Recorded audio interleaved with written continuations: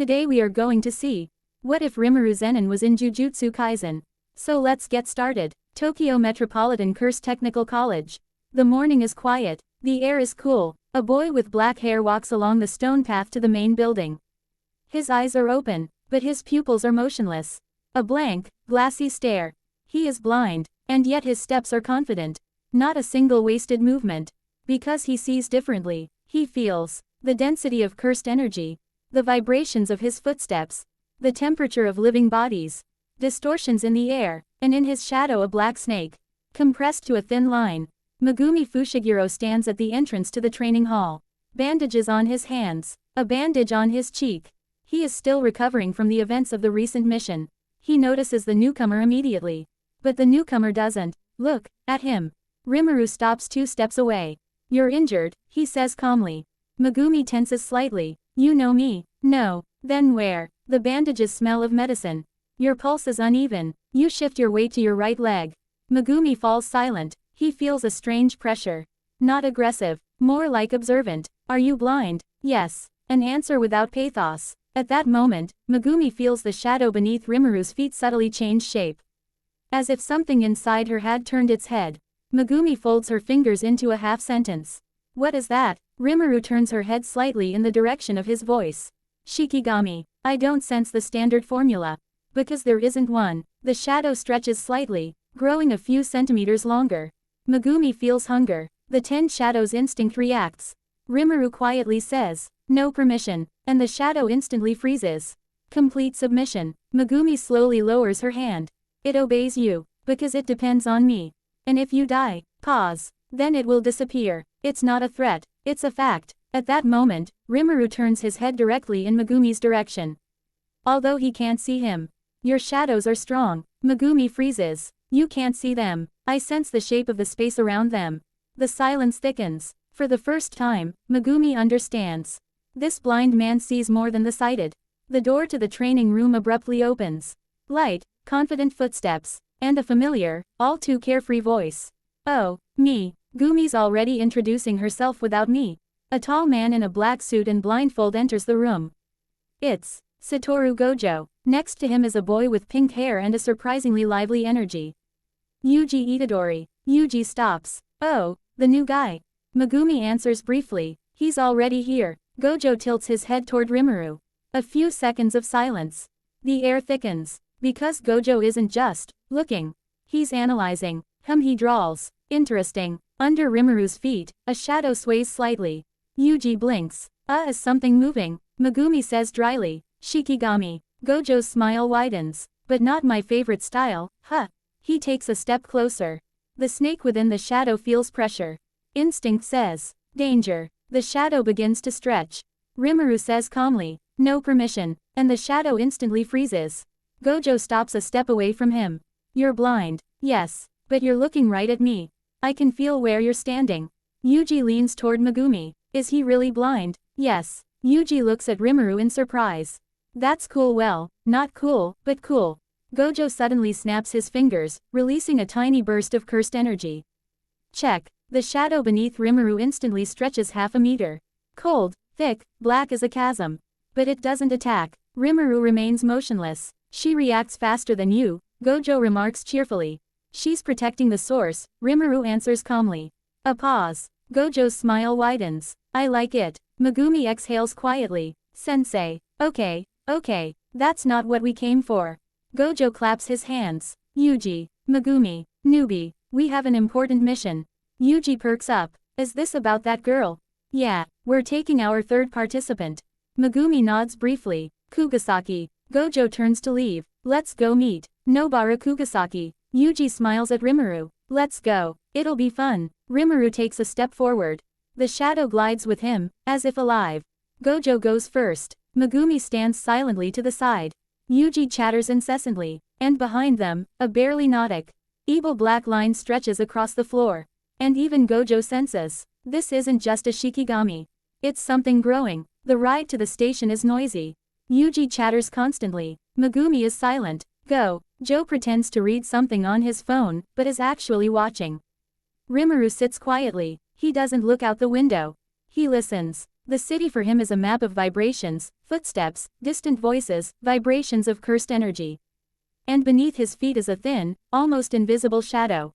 The black snake sleeps. They exit the station. A girl with short reddish hair and a confident expression stands by a column. It's Nobara Kugasaki. She immediately looks at the three of them appraising Ly. Are you from Tokyo? Yuji waves happily. Yes, I'm Itadori Yuji, Megumi. And I, as always, am the most handsome teacher in Japan. Satoru Gojo smiles. Nobara snorts. And this one, she points at Rimuru. He's standing a little to the side. Calm, motionless. His eyes are open but their gaze is empty. Nobara narrows his eyes. He's ignoring me. Yuji awkwardly. He's not ignoring me. Megumi briefly. He's blind. Pause. Nobara freezes for a second. Seriously. Rimuru calmly turns his head directly in her direction. Yes. Nobara comes closer. Stops almost touching him. Snaps her fingers near his face. No reaction. She leans down, waving her hand in front of his eyes. Nothing. So how do you fight? I feel it. She chuckles. You feel it, then. At that moment, her instincts slightly tense. Under Rimuru's feet, the shadow trembled almost imperceptibly. Very subtly. But Nobara notices. What was that? Megumi quietly. His Shikigami. Shikigami. Where? Yuji points down. Nobara peers closer. And sees a thin black line along the asphalt. It seems to breathe. Nobara takes a step back. It's alive. Rimuru calmly answers. Yes. And it's looking at me. The shadow shifts its angle almost imperceptibly. Rimuru quietly says, no permission, and the movement stops. Complete stillness. Nobara crosses her arms. Okay. A blind man with a creepy shadow. Not bad. Yuji laughs. We have a strange team, huh? Gojo claps his hands. I love the atmosphere. Excellent, you four are the perfect balance of chaos. Nobara turns his gaze to Rimuru. At least you won't get in the way. He answers calmly. I don't trip. She smiles. We'll see. At that moment, the black snake within the shadow senses her cursed energy. Not an enemy, but sharp, biting, interesting. Rimuru feels it, and for the first time, his lips curl slightly. The team is formed, but the tension is already there. Test mission. Gojo sat down on the step at the entrance to the abandoned building and clapped his hand on Megumi's shoulder. You're with me, kid. His voice was light but firm. I want to see how the other three handle this for now.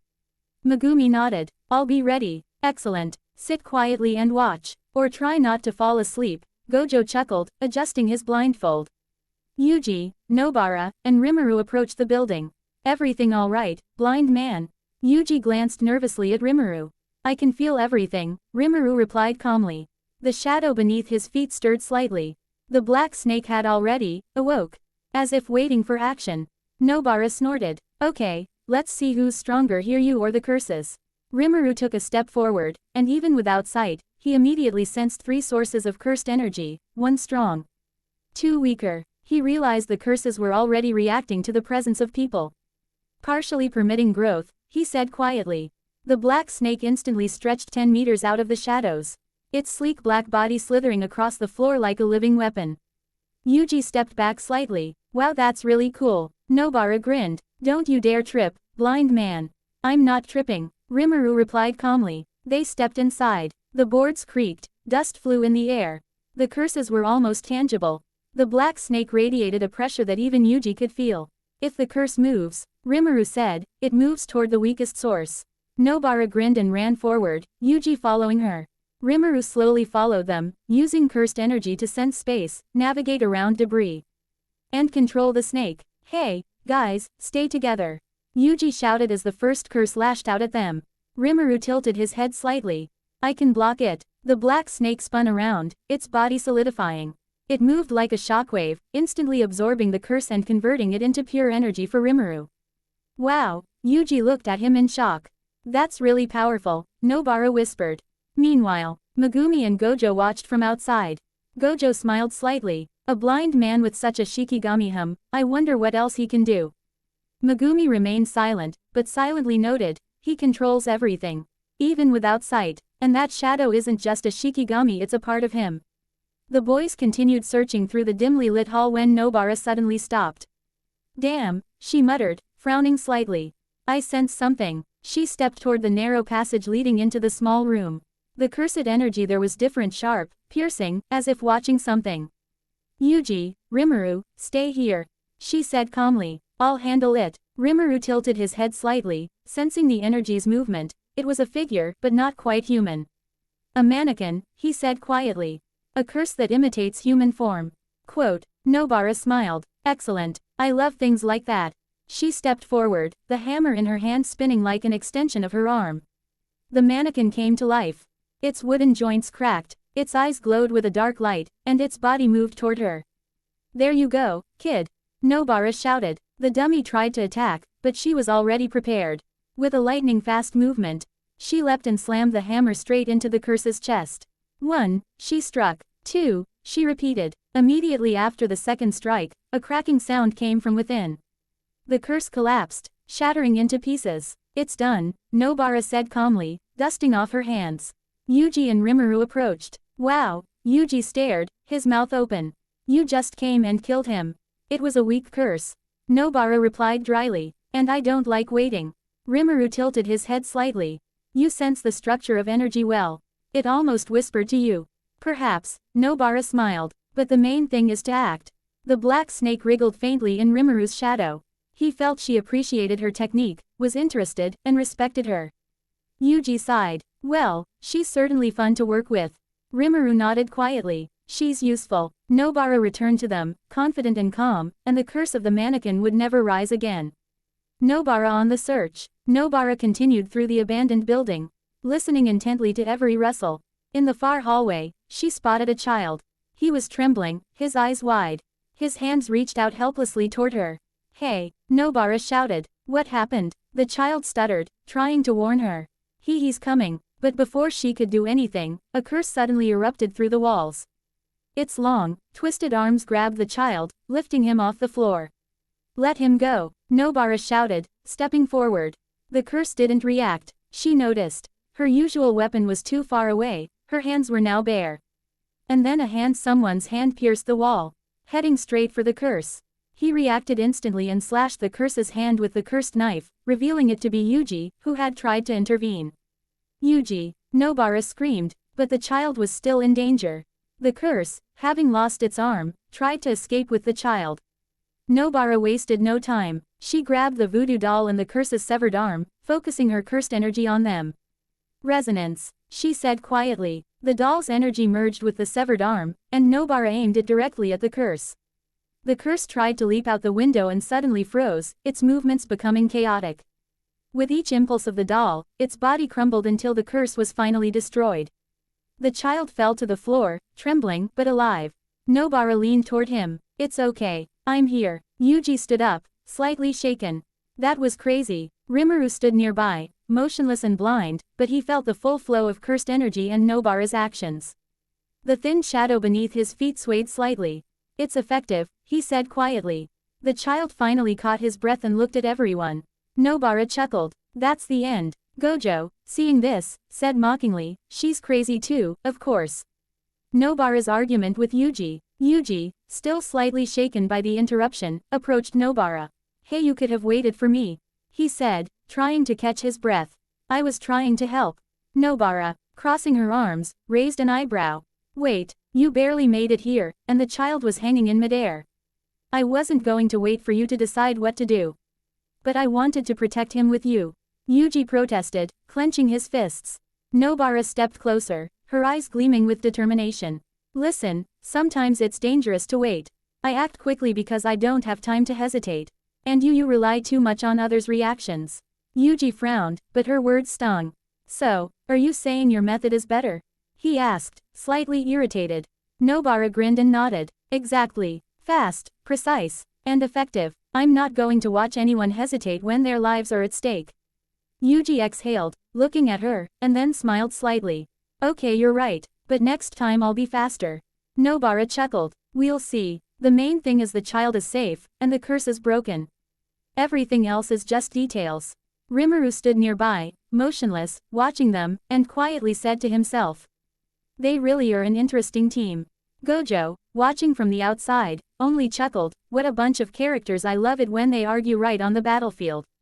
Nobara and Yuji were still discussing their differences when a familiar voice suddenly rang out from the shadows of the hallway. Interesting. They both turned to see Gojo sitting on the step, a mocking smile beneath his blindfold. So, he continued, lightly slapping his knee. Well done, guys. I saw everything. Nobara, Yuji, and Rimuru with the black snake, you did excellently. Yuji blinked. Thank you, Gojo, but you saw that I almost got it. Yes, almost, Gojo interrupted with a smile. Almost doesn't count. The main thing is that the child is alive, and the curse is broken. Nobara crossed her arms, chuckling slightly. Well, I also expected someone to stop me from doing everything perfectly. Gojo laughed. That's exactly what I like. You can tell they're a team right away. Their energy is just fire. He stood up, adjusted his headband, and stepped forward. Now I suggest we relax a bit. How about going somewhere to get some food? I know a place where even your strength will recover faster. Yuji grinned broadly. Yeah, great idea. Nobara snorted, but nodded. Okay, I agree as long as there's something edible. Rimuru quietly tilted his head, watching them. They really are a strange team. But fun. Gojo smiled broadly under his headband, pleased with the students' reactions. Great, then let's go. The day is only just beginning, and already so many impressions have surfaced. And they all headed toward the building's exit, a little relaxed after the intense mission. After the mission, cafe. Evening was already falling on the city when the four of them entered a small, cozy cafe. The warm glow of the lamps and the smell of roasting meat contrasted sharply with the cold atmosphere of the abandoned building. Yuji was the first to plop down on the sofa. I'm starving. Nobara sat across from him, smoothing her hair. Of course, you're starving after every mission. Gojo settled down next to him, his arm draped over the back of the sofa. That's what I love about first years, no sadness. First they fight, then they eat. The perfect balance. Rimuru sat a little to the side. His snake, in its compact form, slid under the table and quietly coiled at his feet. He felt the noise of the cafe, the vibrations of voices, the movement of the air and the flow of cursed energy around everyone. Aren't you tired at all? Yuji asked, looking at him. Rimuru inclined his head slightly. I've been analyzing it. Nobara is abrupt but effective. You're impulsive but sincere. This creates an unstable but powerful combination. Nobara snorted. Did you hear that? He just called you unstable. Hey, Gojo laughed. He's right, but that's the point. A team's strength doesn't come from uniformity. The waiter brought the food. Yuji immediately began eating enthusiastically. Nobara carefully sampled her dish and nodded contentedly. Okay, Gojo, I admit it. This place is okay. Okay, this is the elite, he declared dramatically. Rimuru turned his head slightly toward the window. Twilight was gathering behind the glass. His snake lifted its head ever so slightly. We're being watched, he said quietly. Yuji froze, chopsticks in hand. What? Gojo, still smiling, slowly removed his glasses. Oh, finally, something interesting is starting. Nobara placed her cup on the table. Seriously, you can't even eat in peace. Outside, a shadow flickered between the streetlights. The team dinner ended faster than planned. The shadow behind the glass moved too carefully. Not like a curse. Too disciplined. Rimuru didn't turn around. The snake end of the table tightened its coils slightly. Gojo already understood. He drawled, still smiling. It's not a spirit. Nobara quietly clicked her tongue.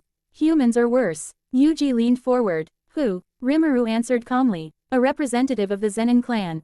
Distance control. Hidden cursed energy. Good camouflage. Gojo sighed. And I was hoping they'd wait at least a week. Outside, a tall, LL man in a dark houri stood in the shadow of a lantern. His gaze wasn't directed at Gojo but specifically at Rimuru. So it's him, he said quietly. He sensed something wrong in Rimuru. Not just technique, not just potential, something ancient, predatory, repressed. Inside the cafe, Rimuru stood slowly. I'll go out. Yuji was about to jump up, but Gojo placed a hand on his shoulder. No, it's family. Nobara narrowed her eyes. You're speaking too calmly. Gojo removed his glasses, and the smile disappeared, because if they make even one false move, I'll remind them who's strongest. Street, chill evening air. Rimuru walked out of the cafe. The door closed quietly behind him.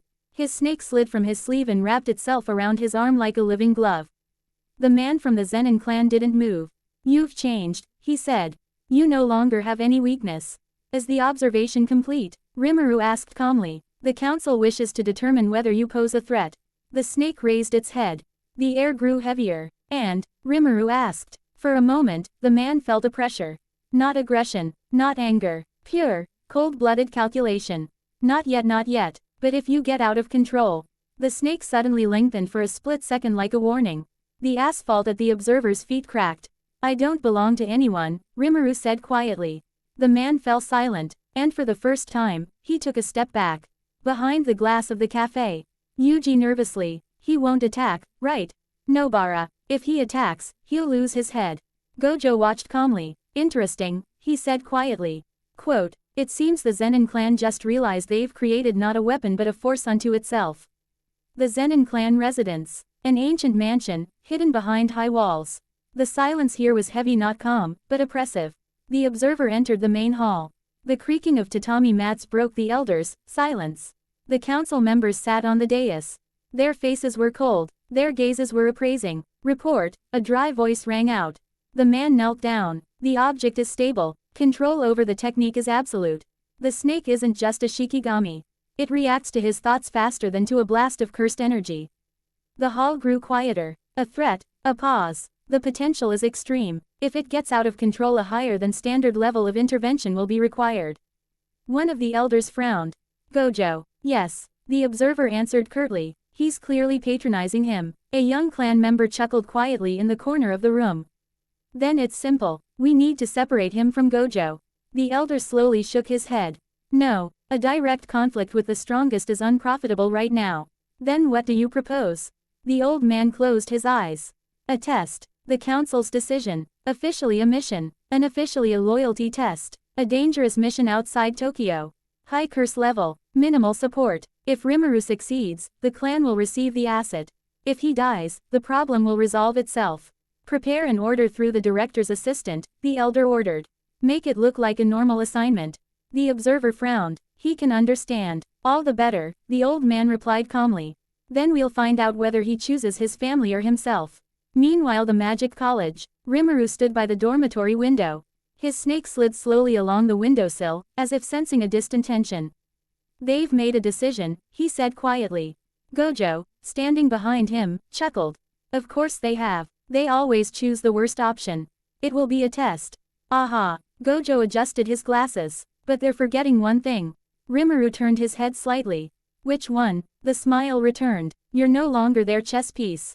Zenin Clan Council expedited decision. We can't wait, one of the elders said. His growth is too rapid. Then we send him immediately. Special level. Silence fell over the hall. A special level assignment isn't a test. It's practically a death sentence. The observer frowned. He's a first year. That's precisely why. If he survives, he'll prove his worth. If not, the responsibility will fall on the technical school. The old man with narrow eyes added. Choose a mission outside Tokyo. A place with an unstable barrier. So that help arrives too late. The order was approved. Magic Technical School next day. The assistant director held the folder nervously. There's an urgent assignment. Special level anomaly outside the city. Intelligence confirmed. Yuji raised his head. A special level assignment. Nobara frowned. That's not for first years. The assistant cleared his throat. The decision has already been made from above. Gojo remained silent. Too silent. Rimuru stood calmly, his face emotionless. Location, he asked. An abandoned temple complex in the mountains. The cursed energy is unstable. Spatial distortions are possible. The snake appeared from his sleeve for a moment. A soft, barely audible rustle. Understood, Rimuru replied. Yuji stood up abruptly. We're going together. Nobara nodded. Out of the question. The assistant hesitated. The orders stated only one mage.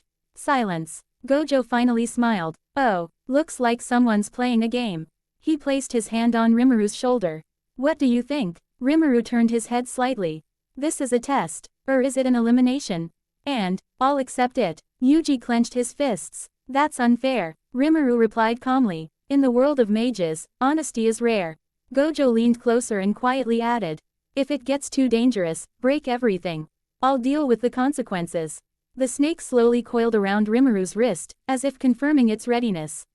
Mountains. An abandoned temple. Mist creeps along the stone steps. The barrier trembles. The cursed energy can be felt even from a distance. And deep within the complex, something awakens. Mountains. An abandoned temple. Twilight. The fog clung to the stone steps, as if alive.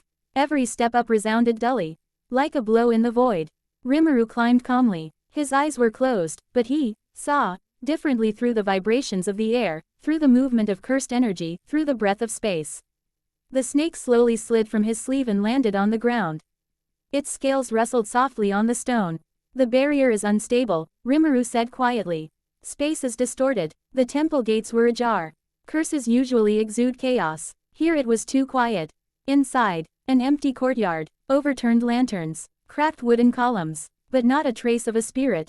The snake raised its head. A second, and the air trembled. The floor beneath Rimuru's feet shifted its angle almost imperceptibly. Space wasn't simply distorting, it was reconfiguring itself. Interesting, he whispered. A sound came from the fog. Not footsteps, not a roar, whispers, from different directions. You came alone, abandoned, a test. The voice had no source. It sounded directly within the cursed energy. The snake expanded sharply, its body becoming longer, thinner, more dangerous. Illusions, Rimuru said quietly, or territorial influence. The answer came instantly. The column on the right suddenly appeared behind him. The entrance disappeared. The temple closed. In the center of the courtyard, a shadow began to thicken. It had no form, only pressure. Cursed energy surged downwards like gravity. The stone slabs cracked. The snake instantly coiled around Rimuru, forming a protective envelope. And then he understood. This isn't just a curse, he said calmly. Quote, this is an emerging territory. The whispers grew louder. Blind. 1. Weak. Rimuru tilted his head slightly. Analysis error. His cursed energy began to change. Not a surge, not a flash, but a cold, contained pressure. The fog around him began to dissipate. The snake opened its mouth. And somewhere in the depths of the temple, something smiled. Temple. Distorted courtyard. The fog began to swirl slowly, as if being sucked into an invisible vortex. In the center of the courtyard, the space collapsed, slightly, like a reflection on water after a stone has been thrown into it. And then it appeared, not entirely. First, the silhouette of a head, without clear features, as if a face carved out of the darkness. The eyes empty voids. The body remained in another layer of space, as if it stood in 2 dimensions at once. The snake rose, its scales trembling. Incomplete materialization, Rimuru said calmly. You are avoiding direct contact. A curse sounded from all sides simultaneously. You don't see. You don't understand. This is my territory. Suddenly, the right side of the courtyard disappeared. It didn't collapse. It simply ceased to exist. Rimuru took a step and stepped into nothingness. But the snake instantly stretched out, digging its tail into the ground and holding him back. Spatial displacement, he said quietly. Interesting. The shadow smiled. The next moment, the columns around him began to shift. The floor became a wall. The sky appeared beneath their feet.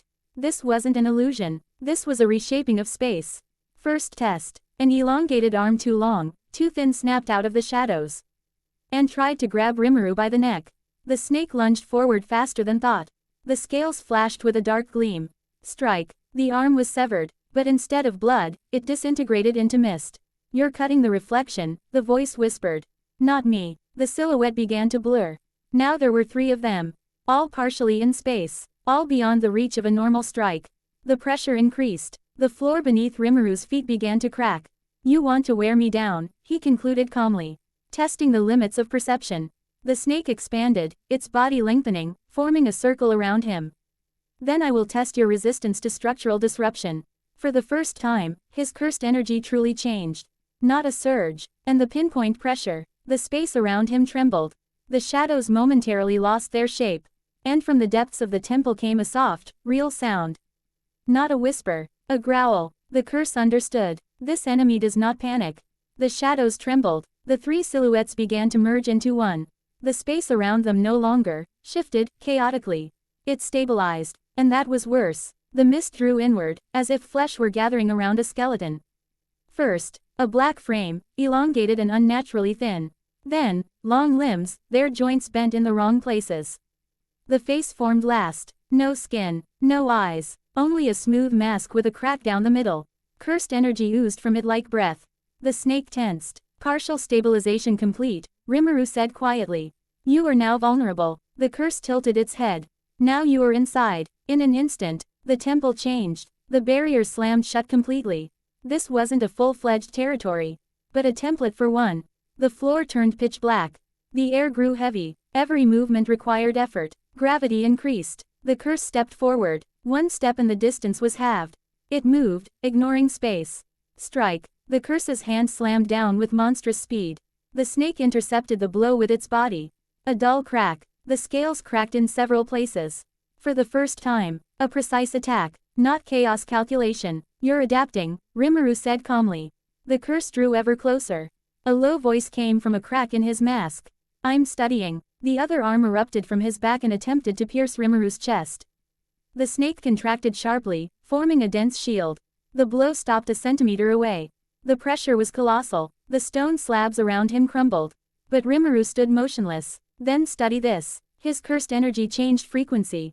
It didn't grow larger. It grew deeper. The snake suddenly ceased to be just a body. Its scales began to resonate. The distortion of space around them began to crack. The curse took a step back. For the first time, you're different. Rimuru turned his head slightly. You wanted a stable form. Now you're linked to this layer. The snake slowly lengthened. Its eyes flashed with a dark light. Which means I can reach you now. An almost complete territory. The curse recoiled, and instead of retreating, it spread its arms. The crack in its mask widened. Dense, viscous cursed energy gushed from within. Then let's drown together. The floor beneath their feet melted into a black expanse. The sky disappeared. The temple dissolved. All that remained was a closed sphere. It wasn't a complete territory. But almost. Within it, the curse's rules intensified. Gravity increased exponentially. Movements slowed. Sounds became muffled. Even the snake ducked for a moment. Pseudo-territory, Rimuru said calmly. Incomplete, but dangerous. The curse stepped forward. Now its movements were instantaneous. Within this sphere, it ignored resistance. Strike. The snake blocked, but was repelled. The stone shattered. Cracks spread across the protective barrier around Rimuru. I am inevitable here, the curse whispered. And at that moment, beyond the barrier, at the top of the hill stood that same Zenin clan observer. He felt a surge, and for the first time, his face lost its cold expression. It brought him to the pseudo-territory. No, this curse forced him to open up. He felt the cursed energy within the sphere shifting. Not suppressed, but restructuring. If he activates something more, the observer whispered. The elders miscalculated. The pressure inside the sphere increased sharply. But not from the curse. From Rimuru. Inside, the snake slowly rose. The scales no longer simply deflected blows. They began to vibrate in unison with the space. Rimuru stood motionless. You're strengthening the field, so it's directly connected to you. The curse rushed forward with monstrous speed. But this time, the snake didn't block. It passed through the blow, and sank into the mosque's chest crack. Not physically, but through the distortion layer itself. The curse froze. The territory trembled. Impossible. You've anchored yourself in this layer, Rimuru said quietly. Quote, and I am changing the frequency. The entire sphere cracked. The observer outside felt the pressure break through the barrier. He's not just surviving, he's suppressing it from within. Within the pseudo-territory, the black expanse began to crumble. For the first time, the curse let out a real scream. And space tore apart. The sphere nearly collapsed. The pseudo-territory began to crumble under the pressure of Rimuru's energy. The curse, not yet fully materialized, lunged forward in a final attempt to attack. The snake contracted like a living whip and suddenly unleashed incredible speed. Enough, Rimuru said calmly. The snake struck the body of the curse. It didn't simply push it away, it sucked it in like the mouth of a devourer. A moment later, the body of the curse disappeared within the snake. The mist within the sphere wavered. The barrier began to crumble completely. The curse has been digested, Rimuru said calmly, emotionless. The snake slowly coiled around him, its eyes glowing black. It looked larger than before, as if strengthened by the energy it had absorbed. The thin shadow beneath Rimuru's feet swayed slightly, confirming the new level of power. Aftermath. The pseudo-territory collapsed. The fog disappeared. The temple remained empty. No one moved except Rimuru and his snake. The observer on the hill barely held his breath. He absorbed him completely. This level of forced energy no one in the clan had ever seen. The snake slowly coiled, wrapping itself around Rimuru's arm, as if confirming. It's part of you now, and you are its master. Rimuru opened his eyes dark but calm. It's all right, he said quietly. Too early for chaos. The observer retreated. The elders must see this. And they will have to reconsider everything. The mountains were filled with silence again. But now there was no threat. The curse is broken, and Rimuru has proven that he is no longer someone who can be controlled. The Zenin clan's lair, the elders' hall. The creaking of heavy doors. The smell of candles and cursed energy.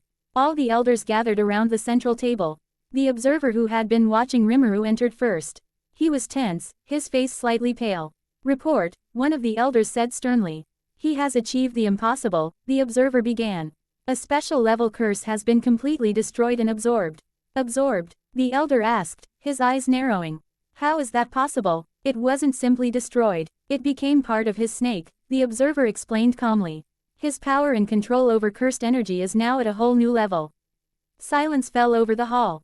The elders exchanged glances. "This," one of them began, "goes beyond anything we could have imagined." "He's no longer a tool of the clan," another added. "He's a force in his own right." "Which means," the elder with the long headband said quietly, "any intervention must be done with caution." The observer nodded. "I've warned Gojo and the assistant director. They know. But if he continues to develop this way we could lose control of the situation." The elders nodded grimly. "So the test was a success," the elder finally said, his eyes narrowing. "But now a new game begins." "Yes," the observer agreed. "Rimuru can no longer be underestimated. He not only absorbed the curse, he used it to strengthen his snake. That's a level few can match. Then we decide," the elder with the long headband continued. "Which member of the clan will continue to observe and prepare a plan of action?" "I can stay," a young clan member who had been on previous observation quietly suggested. "And monitor his development. But it's extremely risky." "Exactly," the elder said. "We must be prepared for any eventuality." Silence fell over the hall again. Everyone understood. Rimuru, you no longer obeyed the clan's standard rules. He was now a force to be reckoned with. The secret observer, first look. Night had fallen over the city. Fog drifted between the buildings. A figure appeared on the rooftops and narrow streets. Hidden as a shadow, he was from the Zenin clan. "Task. Observe Rimuru," he muttered quietly to himself, checking the amulets and curse marks on his clothes. "And do not interfere for now." His eyes, hidden behind a dark bandage, scanned the area. Every sound, every surge of magical energy was instantly recorded. "First contact must be discreet," he continued, moving across the rooftops. "I don't want him to realize he's being watched." Magic College, evening. Rimuru stood on the dorm balcony. The snake lay coiled at his feet. He sensed the flow of the city, the noise of cars. The movement of people, the magical energy all around him and something else. The shadow of the observer hid on a nearby rooftop. He slowly moved closer, assessing Rimuru. "Such control," the observer muttered. "If he gets out of control, the Zenin clan will lose the ability to interfere." He checked the magical amulets to conceal his presence. "No one must know I'm here. Not a single student, not a single mage, only me." Observation. The observer climbed to a higher rooftop level to get a full view. Below, Rimuru turned his head slightly, and the shadow of the snake stirred. The observer felt himself one step closer to Rimuru's true power than anyone had ever been before. The perfect moment for analysis, he told himself. Quote, "I will learn how he uses the cursed energy and his snake. And if necessary, I'll know when and how to intervene." A soft rustling sound drifted on the wind. Rimuru's snake moved slightly. The observer tensed. A small sign that the mage was already sensing something, but not quite yet. "For now it's enough to watch," he said quietly. "But everything could change at any moment." The secret observer, first look. Night had fallen over the city. Fog drifted between the buildings. A figure appeared on the rooftops and narrow streets, hidden as a shadow. He was from the Zenin clan. "Task. Observe Rimuru," he muttered quietly to himself, checking the amulets and curse marks on his clothes. "And do not interfere for now." His eyes, hidden behind a dark bandage, scanned the area.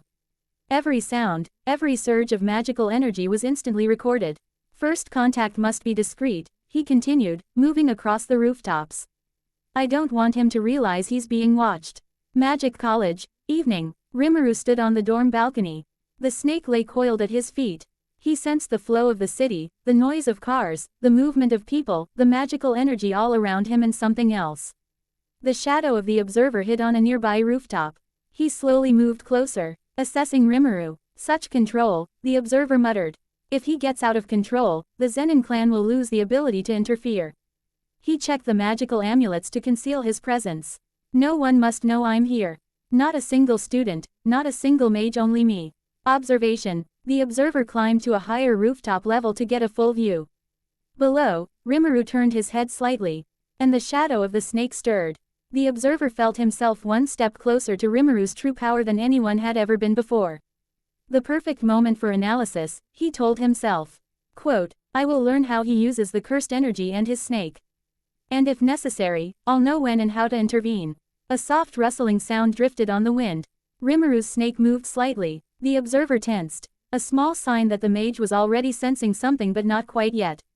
For now it's enough to watch, he said quietly. But everything could change at any moment. The next morning, the sky was gray, not because of the weather. It just felt that way. The courtyard of the magic college was unusually quiet. The students spoke in hushed tones. Rimuru stood by the training grounds. The snake lay motionless, showing no usual activity. The energy has changed, he said quietly. The college felt empty, as if an important impulse had vanished from the general field. Footsteps behind. Nobara. She looked the same as always. But her gaze no longer held the usual sparkle. Training? She asked dryly. Yes. A pause. He'd be furious if we were to lose heart, she said. So don't you dare become gloomy. Rimuru turned his head slightly.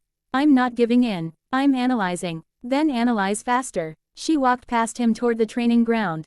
Without further ado, the training building. Gojo stood by the window, looking out onto the courtyard. He wasn't smiling. Losses make you stronger, he said quietly, as if speaking to himself. But not everyone does. He knew Yuji's death would be a turning point. The question wasn't whether Rimuru would become stronger, but what kind of person he would become. Training ground. Nobara threw the nail at the target first.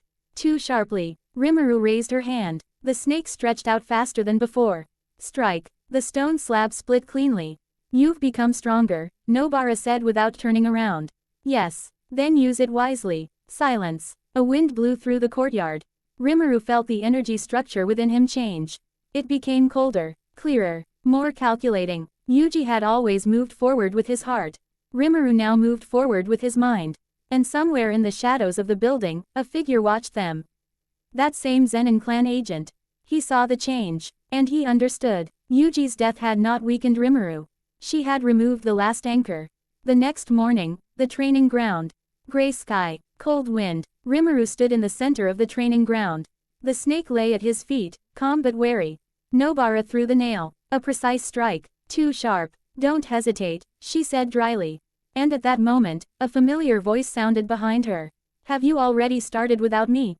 Megumi. He looked tired, but not broken. His gaze was calm, as always. Just a little deeper. Nobara didn't turn around. You're late. I was with the principal. Pause. He came closer and looked at Rimuru. You did it. Yes. A brief exchange. Without further ado. Silence between them. Megumi stopped opposite Rimuru. Special level, he said calmly. And you're alone. That was the order. Megumi clenched his fist. It wasn't a distribution. It was intentional. Rimuru nodded. I know. The snake raised its head slightly, sensing the tension. Megumi continued. Yuji's death. No reason to break down. Nobara snapped. And no reason to pretend everything's fine. Silence. Megumi looked at her. I'm not pretending. He turned his gaze to Rimuru. But if you've become stronger, use it to prevent something like this from happening again. It wasn't a reproach. It was a demand. Training. Megumi formed a hand seal with his hands. The shadows beneath his feet stirred. Shikigami appeared wolves, swift and precise. Show me, he said. Rimuru's snake stretched out. The movement was instantaneous, not destructive, precise. The wolf disappeared in smoke. The second one tried to come from the side. The snake changed its trajectory in midair. The control became more subtle, sharper. Megumi stopped the summoning. You've changed. Yes, Nobara said quietly. We've all changed. Off to the side, Gojo watched, arms crossed. Interesting, he muttered. Loss removes unnecessary doubts. He saw it clearly. Yuji was the heart of the team. Megumi, their mind. Nobara, their character. And Rimuru was now becoming something else. A cold axis around which everything would begin to revolve. The wind picked up. The snake coiled around Rimuru's wrist. Megumi came closer. Next mission, he said calmly. Quote, we're going together. No problem. Affirmative. The Magic Technical School training grounds a little later. Training had just ended. Rimuru's snake slowly dissolved into thin air, leaving behind a light trail of cursed energy. Megumi silently removed the shadows. Nobara wiped her palm on her uniform. And at that moment, a familiar, lazy voice rang out from the stairs leading to the landing. Wow, what gloomy faces. The second-year students emerged onto the landing.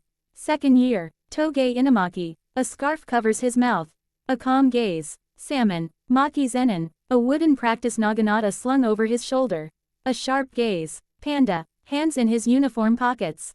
A slight smile. Megumi nodded. Second year. Panda scanned the area. The atmosphere is as if someone died. Silence. Nobara clenched her fingers. Maki understood instantly. We heard, she said evenly. About Yuji. Rimuru didn't look away. Inamaki added quietly. Tuna mayo. It was his way of expressing sympathy. Tension. Maki moved closer to Rimuru. Special level 1. And you survived. She didn't look at him with admiration. With a test. Show me. Not a request. A challenge. Megumi frowned. Now isn't the time. Maki grinned. Right now is the time. If he's coming with us on the mission, I want to know his limits. The panda raised his paw. Hey, take it easy. We didn't come here to pick a fight. But the air had already thickened. Rimuru's snake slowly manifested behind him instinctively. Maki noticed. Controlled summoning without seals. Interesting. The moment of intersection. Megumi stepped forward. If this is a test, I'm in. Nobara grinned. Me too. Panda clapped his hands. Oh, that's getting more interesting. Inamaki quietly. Salmon. Maki looked at everyone. Okay, then sparring. Not to win, to understand. She turned her gaze to Rimuru. After a comrade's death, people either break or become dangerous. What are you? The snake slowly opened its mouth, silently. Rimuru answered calmly. Alive, and there was no doubt in his voice. Sparring grounds. The wind died down. Megumi and Nobara moved to the edge of the arena. Panda sat right on the railing. Inamaki pulled his collar higher. Maki stepped to the center. The naginata spun easily in her hands. No deadly moves, she said calmly. But don't hold back. Rimuru nodded. The snake slowly appeared behind him, gliding through the air like a living shadow. First exchange. Maki vanished from the spot. Not magic, pure physics and technique. A downward strike quick, sharp. The snake darted forward, blocking the shaft. The wood creaked under the pressure. Maki instantly changed the angle, spun the weapon, and slammed the butt into his side. Rimuru managed to retreat, but the blow still grazed his shoulder. Panda whistled. Wow, she's not joking. Analysis. Megumi said quietly. She's testing his reaction, not his strength. Nobara crossed her arms. And she's faster than he expected. Second exchange. The snake suddenly lengthened. Maki jumped, using her body as support, and delivered a spinning strike in midair. Rimuru barely managed to dodge. The naginata passed centimeters from her face. The snake tried to wrap itself around her wrist. Maki let go of the weapon. She grabbed it with her other hand. And struck down. The ground cracked. Dust rose. Pause. When the dust cleared, the snake was wrapped around the shaft of the naginata. They froze strength against strength. Maki looked Rimuru straight in the eyes. You rely on her too much. The snake contracted tighter. It's not weakness, he replied calmly. Maki abruptly released her weapon again. Rimuru momentarily lost his resistance. And in that same second, she was in front of him. Her fist stopped a few centimeters from his face. A precise distance. Control. Silence. Panda clapped his hands. Victory on points. Maki slowly lowered her hand. No, she looked at the snake.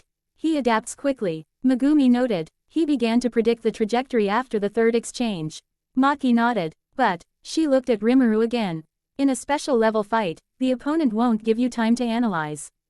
Her voice softened slightly. You've gotten stronger. But inside, you're still holding on to the blow you didn't release. Nobara turned away. That hit too close to home. Maki lifted her naginata to her shoulder. We all need to toughen up. Inamaki said quietly. Salmon. Panda jumped down. So, it's team duty now. The snake slowly dissolved. Rimuru replied briefly. Next time, I'll be faster. Maki smiled faintly. I hope so. Shall we continue? After the sparring, the training ground gradually emptied. Panda led Nobara away to argue about who was stronger.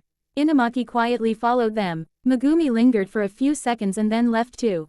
Only the two remained. Maki stood by the railing, looking out at the city beyond the technical school. Rimuru approached silently. The snake didn't manifest. but its presence was palpable like a tense thread beneath the skin. Conversation. You're angry, Maki said without turning around. No, then you're suppressing it. Silence. The wind stirred her hair. When I first confronted the first-level curse, she continued calmly, I thought it was enough to simply be strong. She turned her gaze to him. You were wrong. Rimuru looked ahead. Strength without a clear cause crumbles. Maki nodded. You're holding Yuji's death inside you. You're not letting it go. You're not living it. The name hung in the air like a heavy weight. Rimuru answered slowly. If I let myself feel it I might lose control. No, Maki said sharply. You'll lose control if you pretend it doesn't affect you. On strength. She leaned her elbows on the railing. Do you know why I became like this? He was silent. Because they thought I was weak. Unnecessary. A mistake. There was no pity in her voice. Only the fact. I chose not to break. She looked at him directly. You don't look broken. You look frozen. The word struck more accurately than a naginata strike. Snake. For a moment, a shadow appeared behind Rimuru. The snake slowly raised its head. Maki didn't retreat. She senses your state, yes. Yes. Then be careful. Her gaze grew serious. Shikigami isn't just a technique. It's a reflection. If there's chaos within, she'll become unstable. If there's cold within, she'll become ruthless. Pause. What do you want to become? Answer. Rimuru looked at the city below. To those who won't be late again. Maki smiled slightly. That's the goal, not the answer. She turned, walking past him. Define the reason you fight. Not for the past, but for the next step. She paused for a second. Otherwise, the special level will eat you.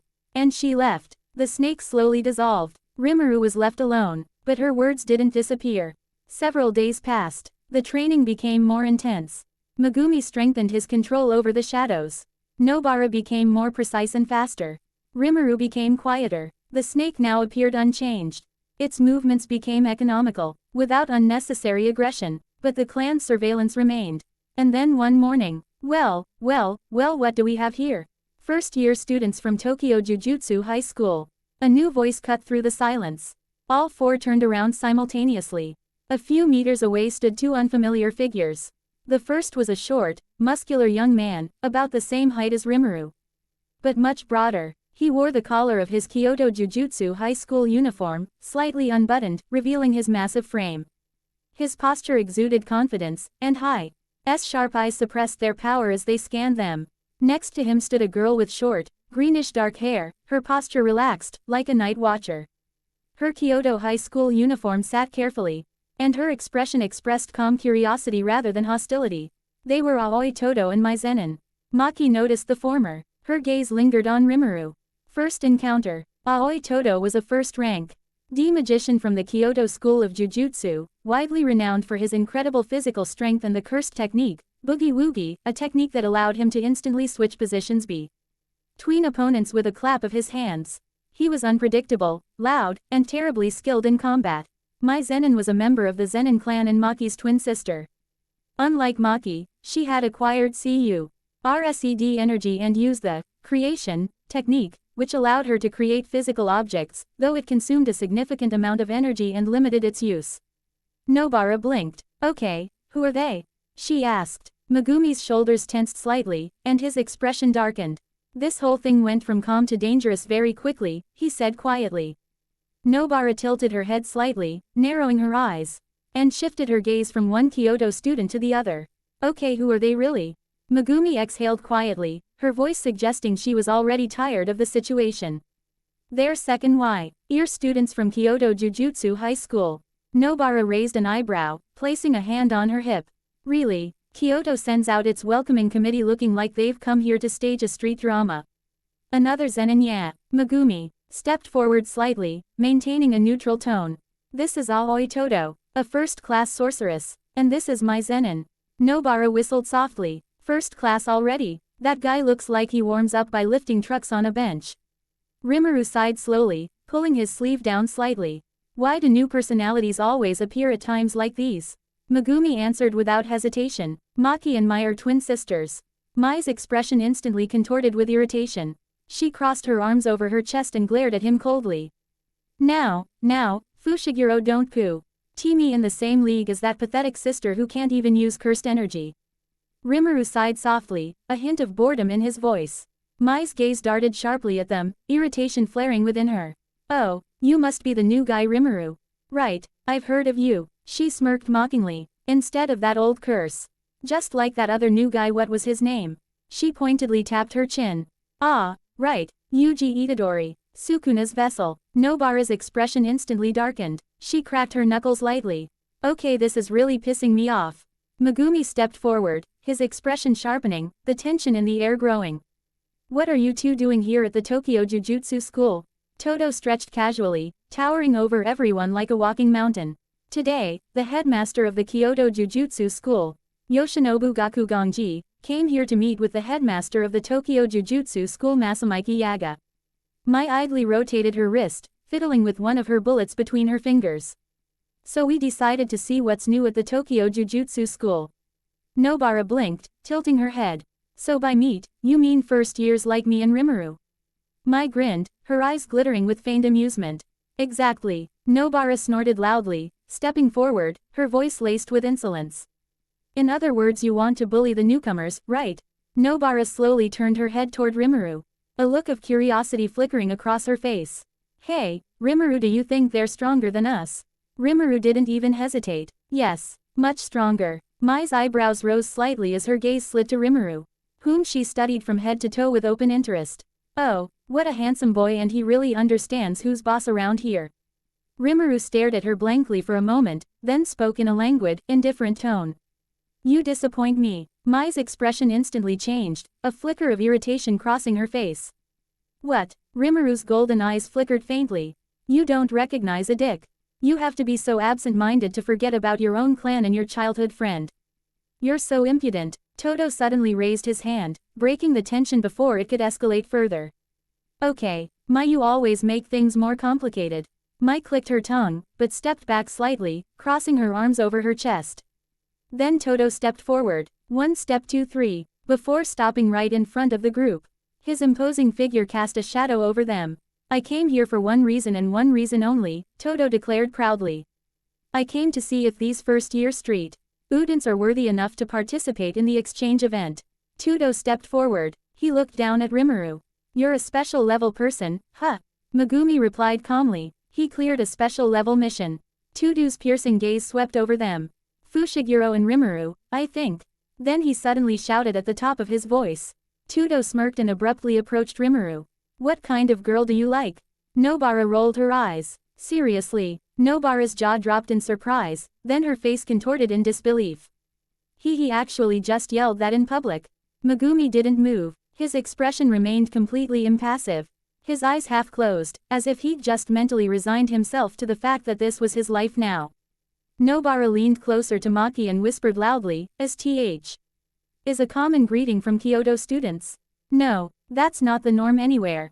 Maki responded immediately. Immediately afterward, Rimuru looked up at Todo, his golden eyes gleaming with amusement. Oh, that's an interesting question. Nobara and Maki both snapped their heads in his direction. Really? Nobara narrowed her eyes suspiciously. Maki watched silently. Mai smiled faintly. The tone shifted. Kamo took a step forward. We haven't come here for entertainment. He looked at the faculty. The exchange event requires discussion. A slight pause. And the level of the participants. Todo's eyes widened slightly, clearly intrigued. That depends on your answer, Todo suddenly said, lowering his voice to a serious tone. I might have to beat you nearly to death. Without warning, Todo ripped off his shirt, revealing his massive, sculpted torso, like a living statue of muscle. He raised his fist demonstratively and shouted again. By the way, I like tall women with a beautiful, luxurious, curvaceous butt. Nobara blinked slowly, looking at Todo as if questioning reality itself. He's talking seriously now. Todo proudly crossed his arms over his chest, completely unperturbed. Quote, any man with boring taste in women is a boring man himself. He declared loudly. Now answer me. Megumi frowned slightly, clearly irritated. Why should I share my preferences in women with you? We just met. Nobara immediately pointed at Megumi, as if she'd just won an argument. It's true. This guy really is antisocial. That doesn't help, Megumi replied indifferently. Meanwhile, Rimuru watched Todo silently, his golden eyes narrowing slightly. I see, so that's why.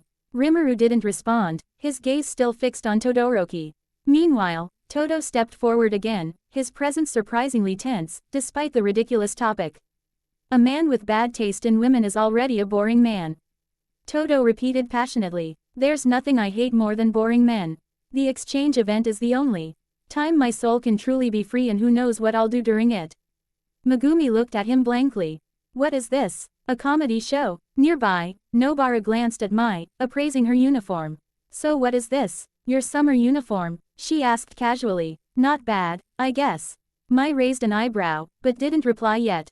Megumi took a deep breath, clearly deciding it would be easiest to just get it over with.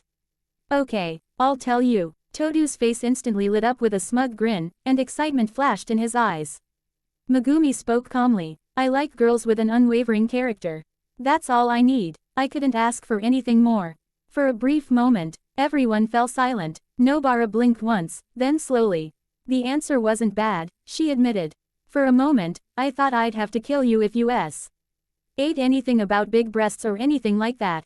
That still doesn't help, Megumi replied wearily. Todo suddenly froze, then his face twisted, and tears streamed down his face. As I thought, he sobbed loudly. You boring guy, now I have no choice but to beat you almost to death. Todo vanished from his spot completely unexpectedly. The next instant, he appeared right in front of Megumi. Megumi's eyes widened, he barely had time to tense his muscles and gather his strength. But suddenly, someone's hand grabbed Todo by his short ponytail and yanked him back sharply. Todo lost his balance and was thrown back a few steps before regaining his balance and spinning around. Rimuru stood there casually, still holding the soda in his other hand, a bored expression on his face. Mai stared at him, her eyebrows raised in disbelief. You stopped Todo with one hand, she said, her voice laced with irritation and shock. Do you even realize how physically strong he is? Todo slowly scratched the back of his head, his eyes wide and his nose continuing to sniffle dramatically as he looked at Rimuru. You interrupted my tender moment, he said, his voice trembling, as if he'd been personally betrayed. And you grabbed my hair. That was very rude but also very impressive. Behind them, Nobara exhaled loudly. Wow, that was dangerous. I seriously thought Megumi. Megumi straightened up and looked at Rimuru. Thank you for your help. I didn't save you, Rimuru stated emotionlessly. I stopped him because he hadn't given an answer yet. Nobara and Maki watched the scene with completely lifeless, impassive expressions. It seemed unnecessary, Maki said. Completely unnecessary, Nobara added calmly. Todo suddenly straightened up, his dramatic aura instantly returning, and he pointed at Rimuru. Too intent, too assessing, invisible tension. Maki frowned slightly, she knew that look. Politics, clans, weighing. The Zenin clan was already watching. And now Kyoto is assessing. The snake behind Rimuru moved slightly. Todo's smile widened. I hope you're not boring. Wind intensified. The exchange competition was approaching. But this time, this wouldn't be just a friendly test. Todo was still standing too close. What kind of girls do you like? Nobara was about to hit him with a nail. Megumi closed her eyes tiredly. Maki watched silently. Rimuru thought for a second, and suddenly answered calmly. To be honest, I like elves and giantesses from RPGs. Pause. The wind seemed to freeze, too. Reaction. Todo blinked. What? Rimuru continued, completely serious. Tall, with long ears. A cold gaze. Or the opposite, huge warriors with a two-handed sword. Strong, confident, a little arrogant. Nobara slowly turned to him. Are you serious right now? Maki, she raised an eyebrow. Mai snorted. Todo is processing the information. Todo crossed his arms. He's pacing. So you like strong and tall? Fighting, with an aura of superiority. Rimuru nodded calmly. Yes. Todo froze. Meanwhile, inside Todo's imagination, a vivid, captivating fantasy blossomed. He and Rimuru suddenly found themselves in matching school uniforms, walking side by side under the falling sakura petals. They laughed loudly, surrounded by their jubilant classmates. They leaned against the railing and proudly, like legendary comrades, told each other stories of their ideal women. Later, after school, they played basketball, arguing over which idol group was the best, and dramatically bragging about how plump they were. Idiots. At sunset, they shook hands like sworn brothers, chanting about youth and passion, sparks sparkling behind them. Back to reality, and suddenly, brother, he clapped Rimuru on the shoulder so hard the ground cracked slightly. Your taste is eccentric, but it's based on strength. Nobara, that's the worst approval I've ever heard. Maki stared a little longer than usual. Giantesses, then. It's an image, Rimuru answered calmly. An image of strength, she clarified. An image of those who don't hide. Understanding hung between them for a second. Mai noticed it, and her gaze sharpened. Kamo said quietly. Interesting. A preference for archetypes of power. He smiled slightly. That says a lot about his psychological vector. Megumi sighed. Are you analyzing his taste in video games? I analyze everything. Toto again. Toto put his arm around Rimuru's shoulder. From now on, you're my little brother's taste. I didn't confirm that, Rimuru replied dryly. It doesn't matter. Under the surface. But at that moment, a representative of the Zenin clan, watching from afar, noted in his notebook. Shows an interest in images of strength and dominance. Possible desire for independence. And this was no longer a joke. And so another day at the technical school passed. The end.